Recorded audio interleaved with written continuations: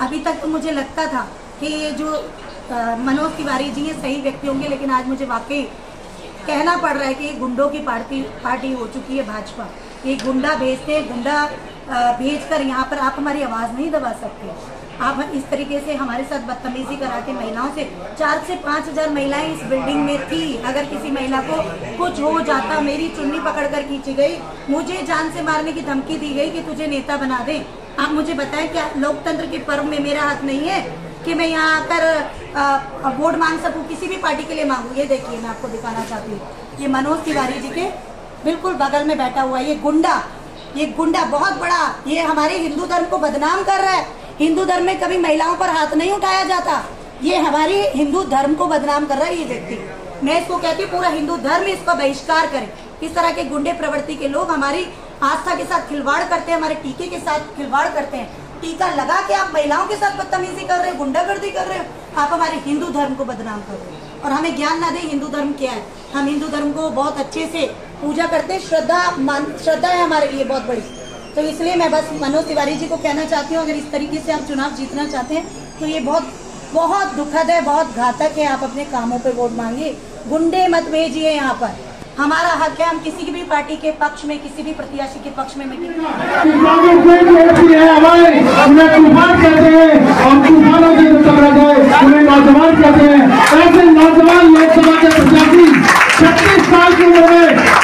लोकसभा के चुनाव लड़ने जा रहे हैं और इस बार क्षेत्र की जनता, उत्तर पूर्वी लोकसभा की जनता कहीं अभियान को अपना सांसद बना करके भेजेगी हमारे इस क्षेत्र में।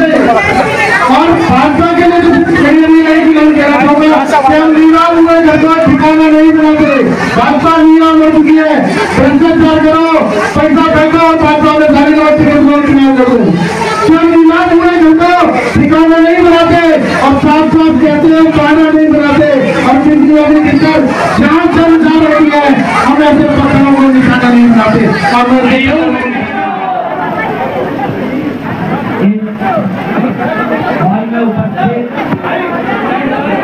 विधानसभा के सभी आदरणीय बुजुर्गों का, हमारी माताओं का, हमारी बहनों का, हमारे नौजवान साथियों का और मेरी आवाज सुनते ही स्कूल के लिए जाते हैं तो उनकी चिंता ये रहती है कि बस में वो खुद को बचाएं, पर्स को बचाएं कि अपने मोबाइल को बचाएं। ये हालत है इस इलाके की। जो कानून व्यवस्था की समस्या है, जो गरावल नगर में रहने वाले लोग हैं, जो जीप लॉन्च के लोग हैं, वो अंडरपास की मांग कर रहे हैं। जो पुष्कर वाली सड़क का इस्तेमाल करते हैं तो उसके चौड़ीकरण की मांग कर रहे हैं। जब तो उत्तर पूर्वी दिल्ली की जनता का सवाल है, उन सवालों को मैं उठाने के लिए आया हूँ। अगर आप अपना समर्थन देते हैं तो मैं आपको भरोसा दिलाता हूँ कि अभी तो मैं सांसद बना भी नहीं हूँ, अभी तो मैं प्रत्याशी हूँ, अभी मैं प्रधानमंत्री को लाया हूँ। अगर आपका आशीर्वाद रहा तो सरकार की पूरी योजना पूरी सरकार को लेकर आऊंगा। मनोज तिवारी जी ने एक भी वादा पूरा किया है? सेंट्रल स्कूल बनाया, अस्पताल बनाया, डबल पुस्ता बनाया, नाली ठीक किया, सड़कें बनवाई, पानी की व्यवस्था की? अगर 10 साल से उसने कोई काम नहीं किया है तो हमारी माताएं यहाँ बैठी हुई हैं। माता जी, हमको भी रोटी बनाने आता है। जब हम बिहार में पैदा हुए, गंगा किनारे बिहार में पले बढ़े और उच्च शिक्षा के लिए हम दिल्ली आए। 2009 में जब हम मुखर्जी नगर में रहा करते थे, दिमागपुर विधानसभा में, तो हमने रोटी बनानी सीखी है। रोटी जब बनाते हैं तवा पे अगर ज्यादा देर छोड़ देते हैं तो रोटी जल जाती है ना, जलती है कि नहीं जलती? जल जाती है। इसीलिए कहते हैं कि सत्ता और रोटी पलटते रहना चाहिए, नहीं तो जल जाती है। एक आदमी को आप कुर्सी पर छोड़ देंगे तो वो अभिमान में, अहंकार में जलने लगता है, और रोटी को अगर तवा पर छोड़ दें तो रोटी जलने लगती है। इसीलिए आप बहनों से, माताओं से मैं कहना चाहता हूँ कि 5 साल में चुनाव होता है, आपके हाथ में ताकत है। जिस इज्जत से आपने मुझे माला पहनाया, आपके हाथ में वो ताकत है कि अगर मैं आपका काम ना करूं तो उसी तरीके से काम पकड़ के आप मुझे गद्दी से नीचे कर सकते हैं, ये आपके हाथ में है। 10 साल में अगर कोई काम नहीं किया है तो ये हमारी जिम्मेवारी है कि हम काम नहीं करने वाले सांसद को टाटा बाय बाय बोल दें। और ये टाटा बाय बाय बोलना इसलिए जरूरी है कि आप देखिए, दिल्ली में 7 विधानसभा है, 7 लोकसभा है, 70 विधानसभा है। 6 लोकसभा पर इन्होंने कैंडिडेट बदल दिए, लेकिन उत्तर पूर्वी दिल्ली का कैंडिडेट नहीं बदला। क्यों नहीं बदला?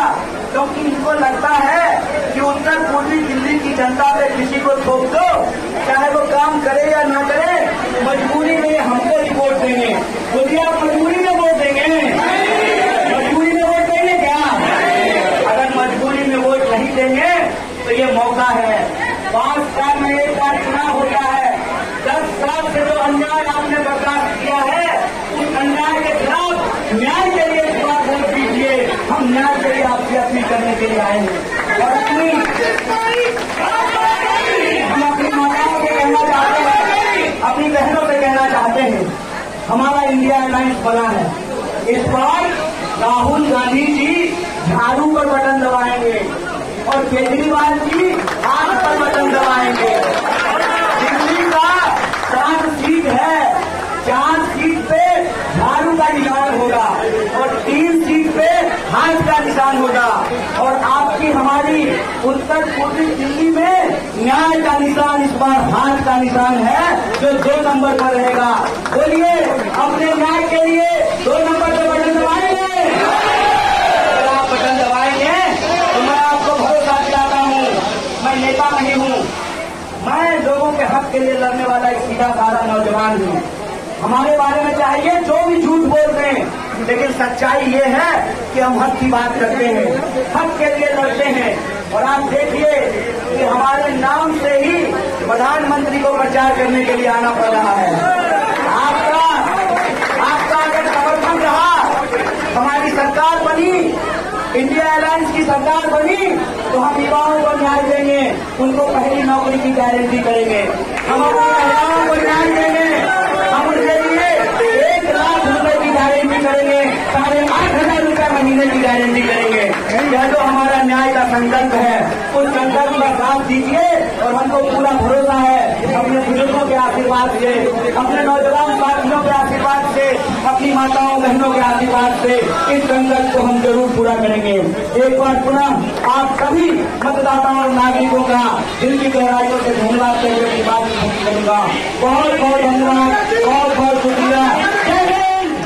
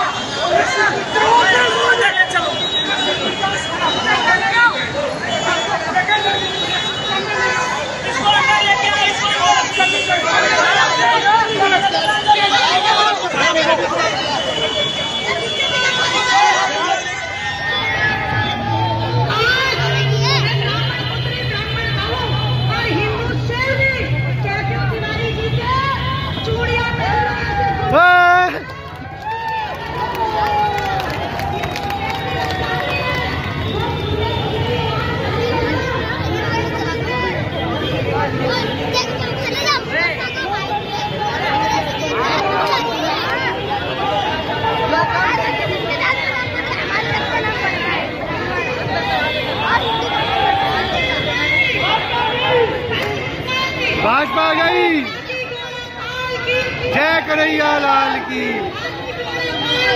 जय कन्हैया लाल की, जय कन्हैया लाल की। मैडम, कैंपेनिंग के दौरान कांग्रेस के जो वो है प्रत्याशी लोकसभा सीट चुनाव उत्तर प्रदेश में, क्या यहाँ इंसिडेंट हुआ उनके साथ बताया जा रहा है, उनको किसी ने थप्पड़ मारा, कौन है वो और क्या यहाँ मामला था उस टाइम? देखिए, मैं आपको बताती हूँ, आज ऑफिस पे हमने कन्हैया भैया की मीटिंग ऑर्गेनाइज की थी। उस मीटिंग में 4 से 5 हज़ार महिलाएं थी, पूरे तीनों फ्लोर, ये 400 साढ़े 400 गज का है, तीनों फ्लोर फुल भरे हुए थे।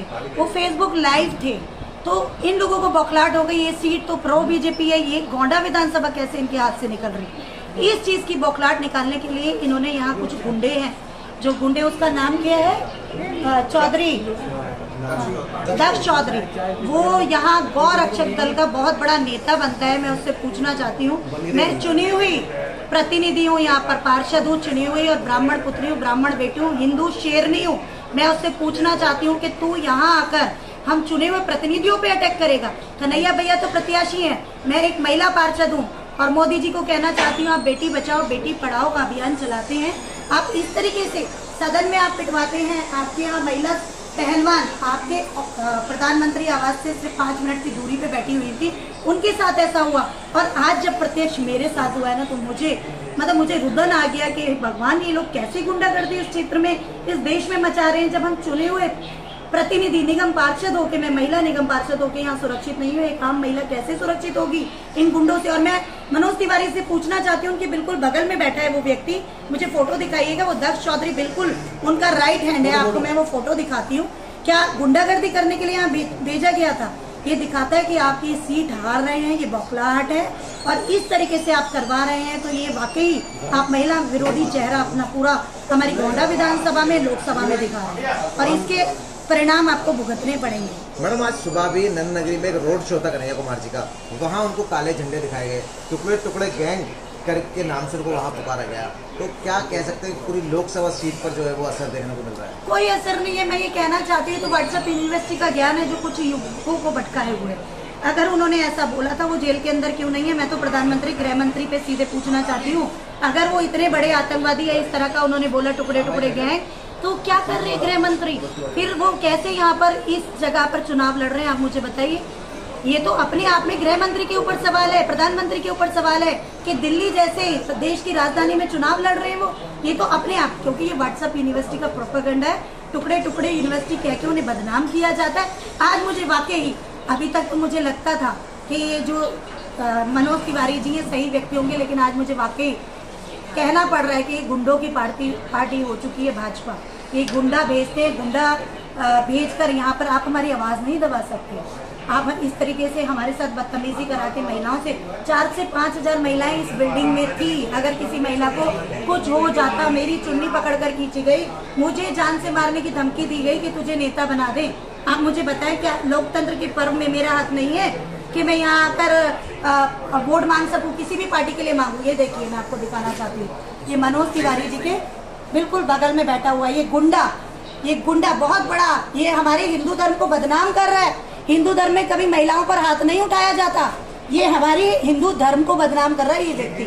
मैं इसको कहती हूँ, पूरा हिंदू धर्म इसका बहिष्कार करे। इस तरह के गुंडे प्रवृत्ति के लोग हमारी आस्था के साथ खिलवाड़ करते हैं, हमारे टीके के साथ खिलवाड़ करते हैं। टीका लगा के आप महिलाओं के साथ बदतमीजी कर रहे हो, गुंडागर्दी कर रहे हो, आप हमारे हिंदू धर्म को बदनाम कर रहे हो, और हमें ज्ञान ना दे हिंदू धर्म क्या है। हम हिंदू धर्म को बहुत अच्छे से पूजा करते हैं, श्रद्धा है हमारे लिए बहुत बड़ी। तो इसलिए मैं बस मनोज तिवारी जी को कहना चाहती हूँ, अगर इस तरीके से आप चुनाव जीतना चाहते हैं तो ये बहुत दुखद है, बहुत घातक है। आप अपने कामों पे वोट मांगे, गुंडे मत भेजिए यहाँ पर। हमारा हक है, हम किसी की भी पार्टी के पक्ष में, किसी भी प्रत्याशी के पक्ष में मीटिंग कराएंगे, लेकिन आप हमें डरा नहीं सकते। और मोदी जी से मेरी प्रार्थना है, आप मेरे भी प्रधानमंत्री, कल आप यहाँ पर आएंगे और यहाँ आप जो भी बोले ध्यान रखिएगा। बेटी बचाओ बेटी पढ़ाओ आपका सिर्फ नारा रह गया है। आपके राज्य में बेटियां सुरक्षित नहीं है। मैं भी आपकी बेटी हूँ, आपकी बहू हूँ। आपकी पार्टी के सांसद जो इस समय सिटिंग सांसद है, उसके बराबर में बैठा हुआ गुंडा अटैक कर रहा है हमारी महिलाओं पे। तो मोदी जी, अगर आप तक मेरी आवाज जाए, मैं आपको बहुत मानती हूँ, आप मेरे प्रधानमंत्री, तो प्लीज मेरी आपसे रिक्वेस्ट है कि इस गुंडे के खिलाफ कार्रवाई करिए। मैं भी चुनी हुई पार्षद हूँ, मैं भी 1 लाख लोगों को रिप्रेजेंट करती हूँ सदन में। तो मैं आपसे कहती हूँ, मेरे वार्ड में आप आ रहे हैं, आपका बहुत बहुत स्वागत है।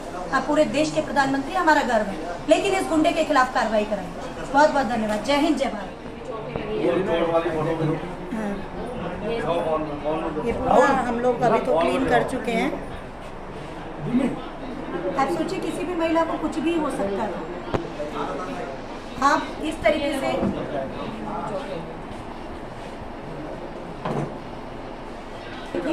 और भी हैं, दिखाओ पीछे, ये देखिए खून लगा हुआ है उनके बकायदा।